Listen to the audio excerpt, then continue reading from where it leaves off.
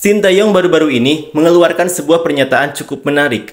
Dia mengatakan, memangnya perlu memenangkan Piala AFF.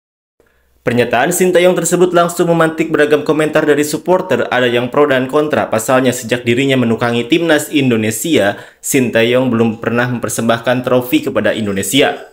Namun soal prestasi lainnya seperti memperbaiki ranking FIFA Indonesia dilanjutkan dengan membawa timnas Indonesia mencapai babak ketiga Piala Dunia, mencapai babak 16 besar Piala Asia, dan meloloskan timnas Indonesia ke Piala Asia dari senior dan kelompok umur. Sintayong berhasil melakukannya.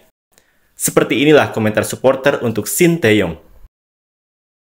Menang AFF itu bonus, yang penting pemain lokal bisa dapat jam terbang. Bakal jalan di tempat kalau patokan masih aja AFF. Lolos Piala Asia dan kualifikasi World Cup lebih bergengsi daripada 10 kali dapat Piala AFF. Udah jelas sih, mending punya skuad timnas B untuk AFF, pemain-pemainnya yang jarang menit bermain di timnas senior.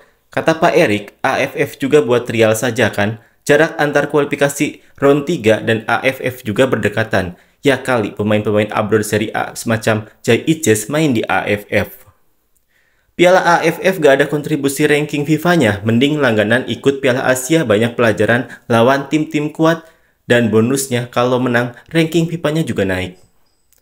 Tak ada yang perlu ditakutkan dalam AFF, tapi jika AFF masuk kalender FIFA, semuanya harus dipertahankan dengan harga diri. AFF buat ajang pemain lokal, menunjukkan kualitas, jadi bisa dilirik Sintayong masuk timnas utama. Lagian jadwal juga mepet banget, apa gak pusing mikirin taktik untuk dua skuad tim? Stop bahas Piala AFF.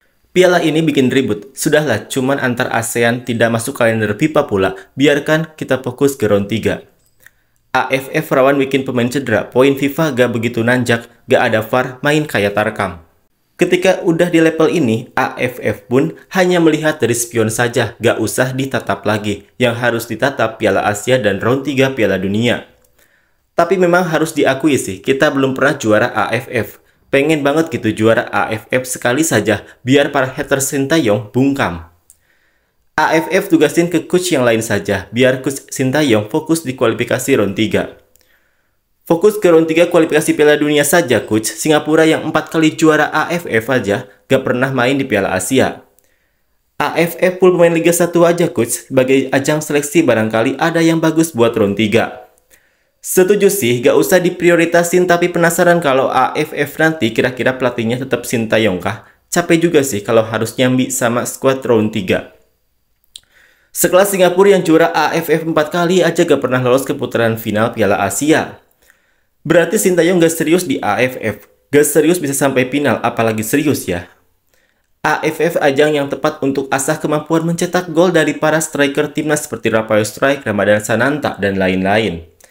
Yang bikin sepak bola ASEAN mandek sebenarnya kejuaraan AFF itu sendiri, padahal klub-klub ASEAN ada beberapa yang sudah bisa bersaing. Liga Thailand nomor 8 Asia, tapi timnasnya dari dulu jeblok, papan bawah Asia. Silakan mereka, negara-negara ASEAN naturalisasi keturunannya, cuma syukur keturunan kita banyak yang grade C hingga A di Eropa.